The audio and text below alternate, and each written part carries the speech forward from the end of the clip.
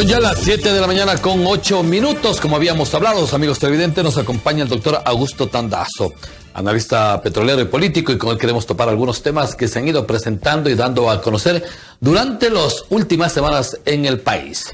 Vamos a iniciar primero con el tema petrolero, que es tema que de una u otra manera es de interés nacional, porque de ello depende, para muchos dicen, la economía del país. Doctor, muy buenos días, gracias por acompañarnos. Vayamos primero cómo va el tema de la producción, de la explotación petrolera en el país. Bienvenido. Muchas gracias por la entrevista, un gusto estar nuevamente aquí en RTV. El tema de la producción petrolera, yo entiendo qué cara dura que son gente del gobierno, cómo le mienten al país. Yo hablo castellano. Cuando yo digo mienten, es mentir, o sea, falsear la verdad. La producción petrolera del Ecuador ha caído en aproximadamente 84.316 barriles, datos oficiales. Es la caída de la producción, respecto de la producción de los campos viejos. ¿A qué se debe? Ineficiencia, fundamentalmente no entender que es un país petrolero, tanto en los ingresos que se necesitan para el erario nacional, cuanto en el suministro de energía de la materia prima para la refinación.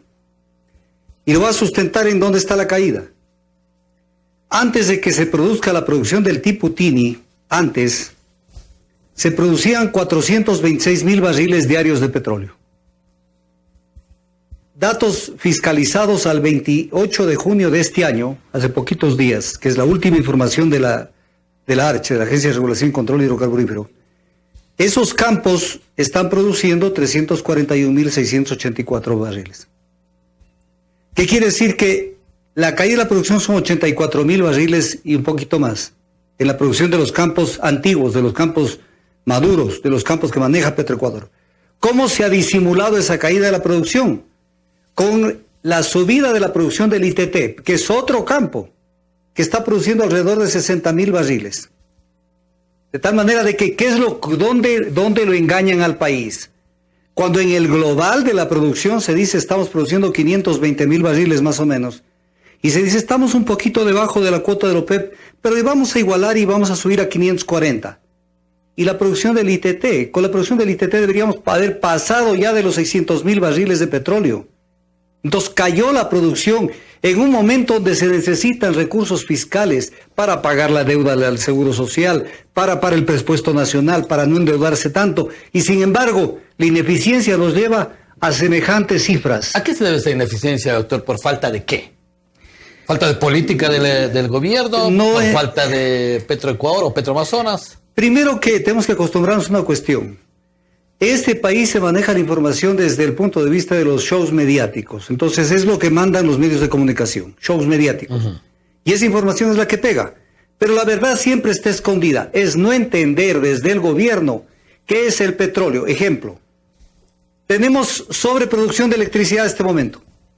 Y no podemos utilizar toda la producción eléctrica que tenemos, porque en el balance energético la demanda condiciona que la mayoría del consumo, 84%, sean hidrocarburos.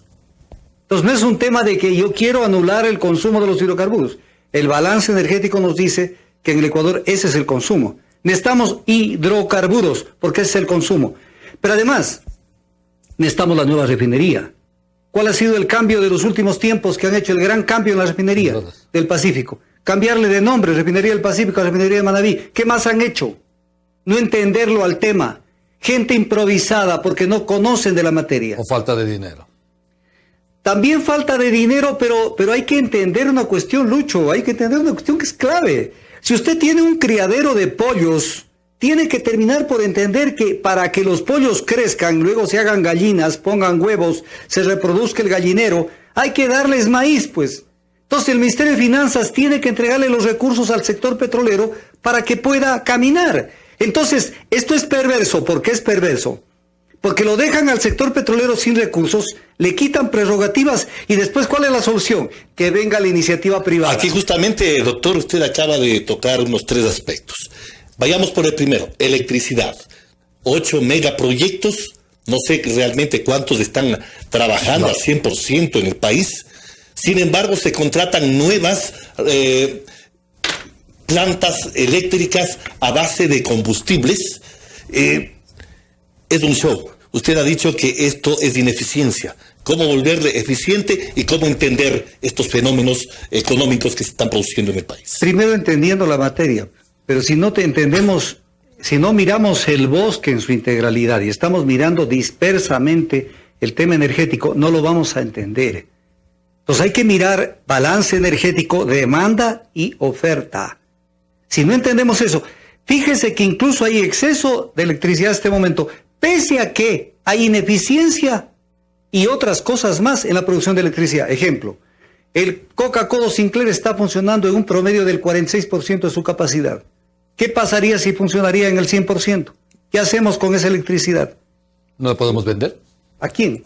¿A los países Perú, Colombia, como lo decía el anterior gobierno? No, pues es que eso es parte del show. Pues. ¿Y las termoeléctricas? Las termoeléctricas están allí, también se las necesita porque hay épocas de estiaje.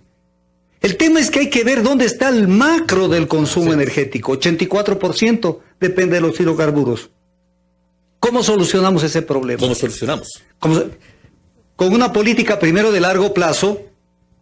Vamos a poner un ejemplo. Si el 46% del consumo energético nacional, incluyendo todas las energías, es transporte, y dentro de ese transporte la mitad más o menos es carga pesada y liviana, ¿qué necesita el Ecuador? Trenes eléctricos de carga.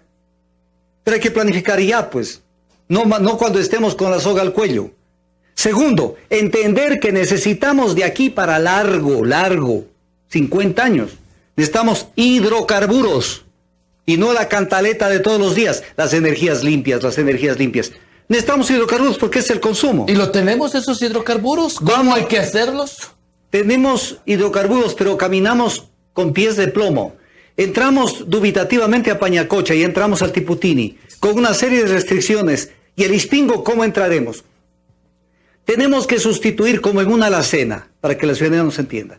Si en una alacena tenemos arroz, azúcar, fideos, manteca, etc. cosas, y se va acabando, quiere decir que hay que sustituir la parte de la alacena. Nos estamos consumiendo las reservas petroleras antiguas. Por eso la caída de la producción también.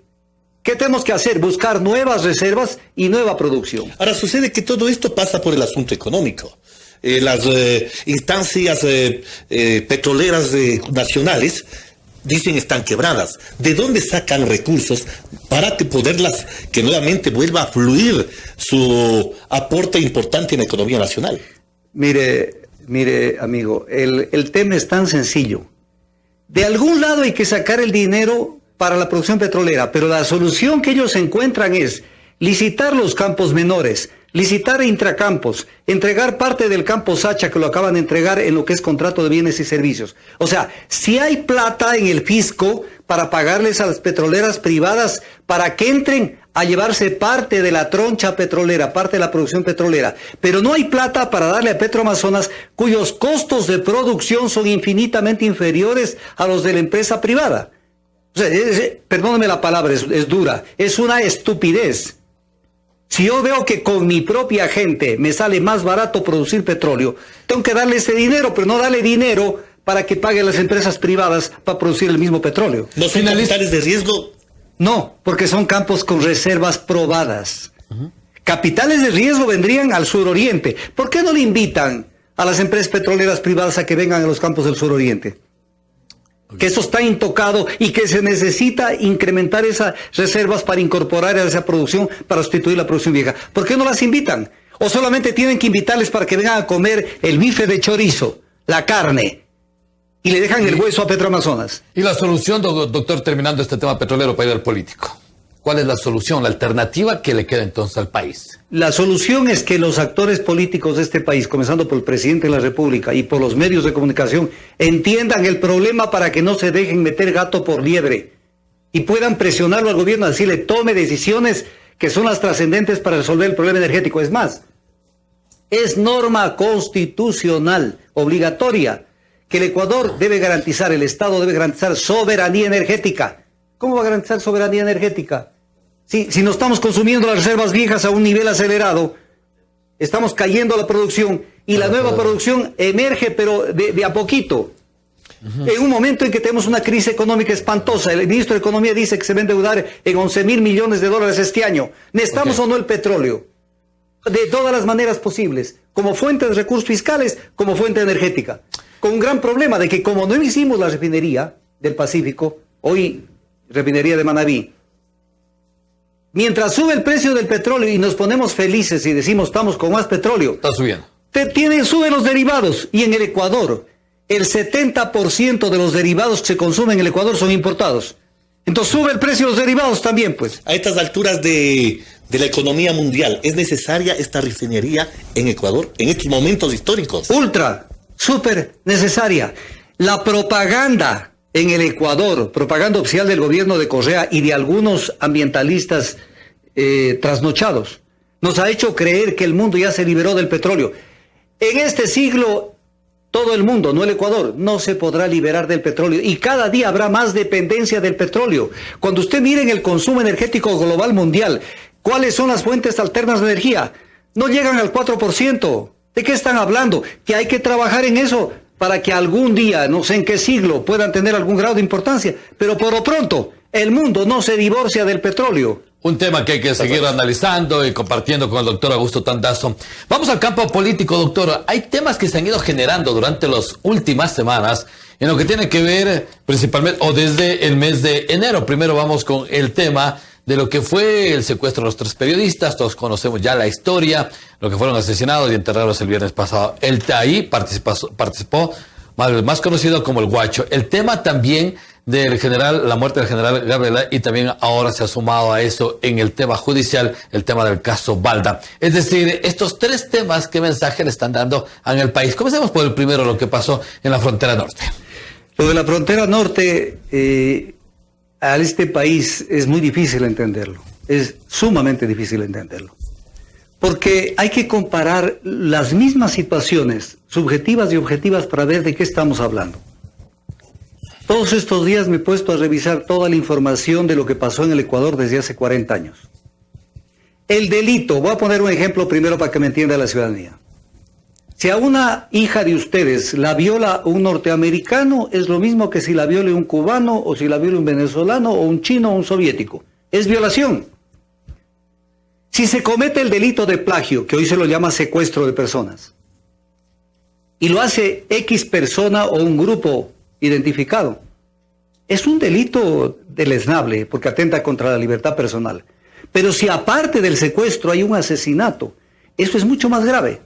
Entonces nos duele, a mí me duele lo que pasó con los 3 periodistas del Comercio. Pero no decimos nada de lo que hizo Alfaro Vive, carajo, durante todos esos años de delincuencia, en donde plagiaron, secuestraron y asesinaron. Y sin embargo realizaron el informe de la Comisión de la Verdad. Esta es una obra de Correa, el informe de la Comisión de la Verdad, para minar la moral de los policías y de los militares. Y en este informe de la Comisión de la Verdad participaron los defensores de los delincuentes fundamentalmente. Y con este informe tienen montonera de juicios penales incoados contra dignos oficiales del ejército y de la policía. Hablamos de lo que en ese momento era el Alfaro Vive. Alfaro Vive. ¿Qué perseguía la policía y el ejército? Los secuestros, iguales que los que hizo el Guacho. ¿Y qué hizo la Asamblea Nacional en el gobierno de Correa? Condecorarlo a Ricardo Arturo Jarrín, asaltante de bancos y principal directivo de Alfaro Vive, carajo, con una condecoración al mérito social, haciendo una apología del delito. Es el país inentendible. Entonces le oramos a los periodistas y no nos acordamos de los secuestros que hacía Alfaro Vive y de los asesinatos que cometía. Otro de los temas... Este es un tema, permítame solamente para terminar. Si queremos ser coherentes con la patria, con el país, deberían anularse todos estos juicios, porque son juicios que no tienen sustento. ¿Por qué? Porque tienen su base en el informe de la Comisión de la Verdad, y la Comisión de la Verdad fue integrada por gente de Alfaro Vive y por gente de defensores de los derechos humanos, que solamente miraban los derechos humanos desde la perspectiva de los derechos de los delincuentes.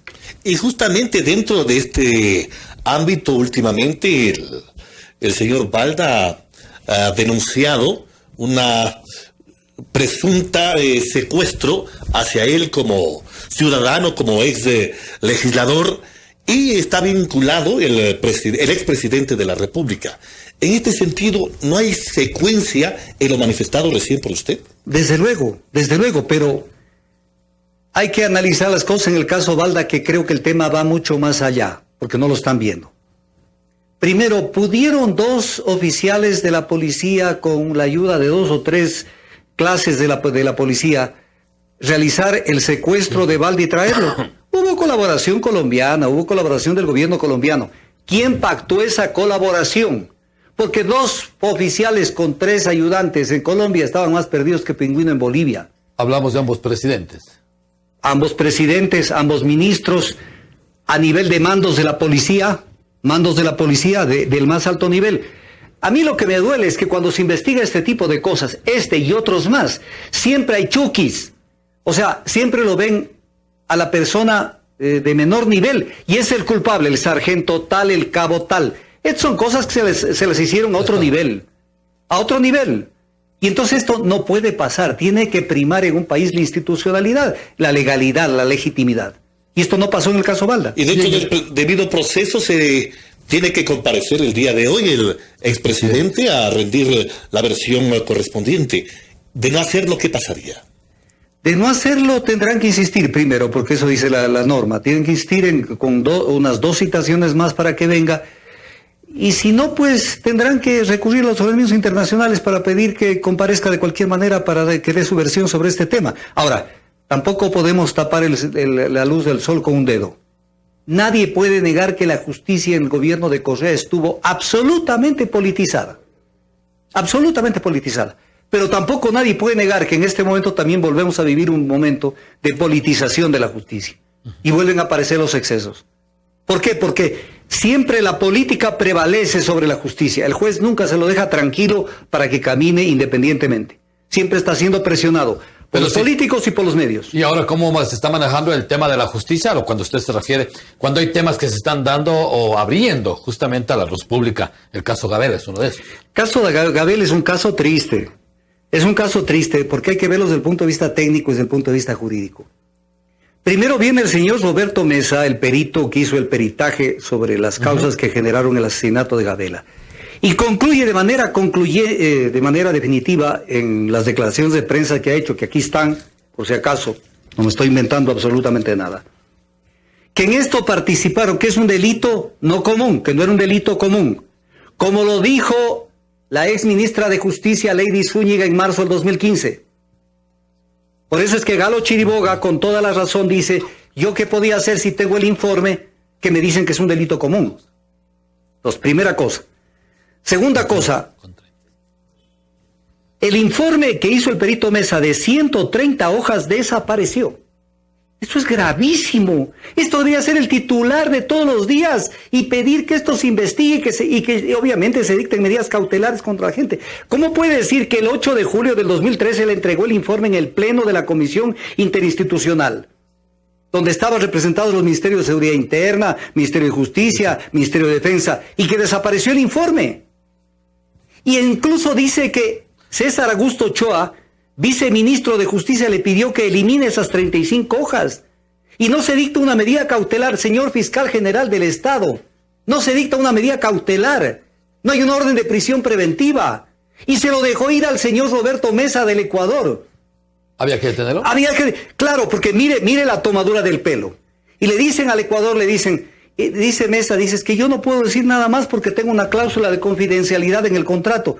Un contrato civil que le dice que no puede revelar información. Pero se trata de un delito, pues. Se puede levantar esa cláusula. Pero claro, y además, ahí está el Ministerio de Justicia. ¿Quién puede levantar esa cláusula? El mismo Ministerio de Justicia. La actual ministra de Justicia. ¿O no quiere levantar esa cláusula? Y no debían haberlo dejado salir al señor Mesa. Imposible que venga otra vez. Pero claro, pero además una cosa. Mire, declaraciones de Jorge Gabela Bueno, 29 de octubre del 2009, Diario El Universo. Aquí están. ¿Por qué echó abajo la licitación del primer concurso para los DRUB? Dice, las mismas Fuerzas Armadas de la India no quieren este helicóptero. Tienen una serie de accidentes y restricciones. Y no tienen ninguna certificación. Permítame este documento. Información está en inglés. Información internacional. ¿Qué es lo que dice?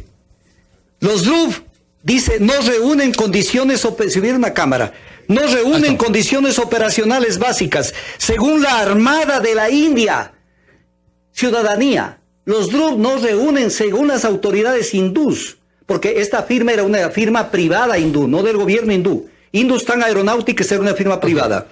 No reúnen requerimientos operacionales básicos y tienen problemas en el rotor blade. Ahora, todo esto, entonces, ¿dónde aterriza en el caso Gabela?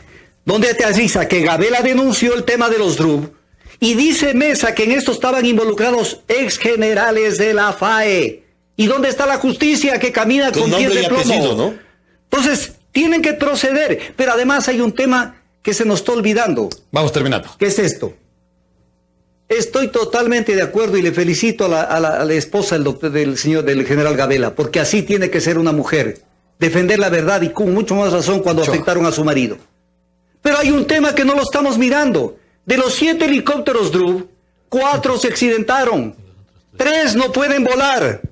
Pero de los 4 accidentados hubieron muertos y heridos. ¿Y quién responde por helicópteros que no tuvieron certificaciones internacionales? Aquí está el informe de la Contraloría General del Estado, que es una paja, porque nunca tocó el tema con profundidad.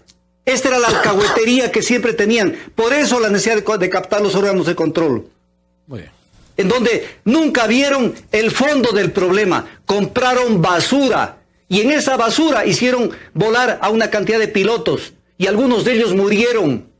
Deberían esas familias salir igual a reclamar. Porque los informes técnicos, que todos concluían que era falla humana, que vayan con ese cuento, con ese hueso a otro perro. Esos informes tienen que volver a ser revisados, porque esos también son crímenes de Estado. Esos también son perjuicios en las vidas humanas. Muchísimas gracias al doctor Augusto Tandazo. Hemos topado 2 temas importantes. El uno es del campo petrolero y el otro es del campo político. Gracias, doctor, por estar junto a nosotros esta mañana. Nos vamos a la línea editorial de esta mañana.